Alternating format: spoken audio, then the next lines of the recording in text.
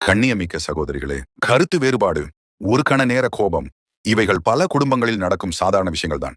ஆனால் சில நேரங்களில் அந்த சிறிய பிரச்சனையை வீட்டின் சுவர்களுக்குள் முடித்து விடாமல் வெளியே கொண்டு சென்று விடுகிறோம். பெற்றோரிடம், சகோதரர்களிடம், ஏன் தோழிகளிடம் கூட. ஒவ்வொருவரிடமும் சொல்லிச் சொல்லி ஒரு சிறிய தீப்பொறியை பெரிய தீயாக மாற்றி விடுகிறோம். நினைவில் கொள்ளுங்கள், ஒவ்வொரு குடும்பத்திலும் பிரச்சனைகள் இருக்கும். பிரச்சனைகள் இல்லாத வீடு இல்லை. ஆனால் பிரச்சனைகளை மறைத்து வாழ்பவர்கள்தான் வெற்றி பெறுகிறார்கள் என்பதல்ல, அவற்றை அறிவுடனும் பொறுமையுடனும் கையாள்பவர்கள்தான் நிம்மதியாக வாழ்கிறார்கள்.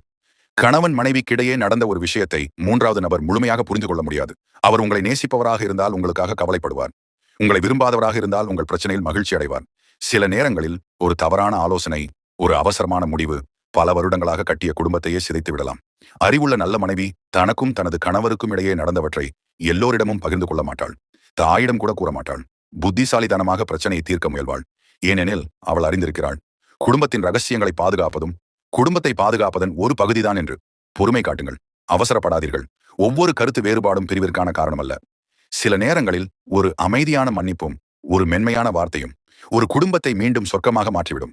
யா அல்லாஹ், எங்கள் குடும்பங்களில் அன்பையும் பொறுமையையும் புரிந்துணர்வையும் அதிகரிப்பாயாக. கணவன் மனைவிக்கு இடையே ஒற்றுமையை ஏற்படுத்தி எங்கள் வீடுகளை அமைதி நிறைந்த இல்லங்களாக ஆக்குவாய்.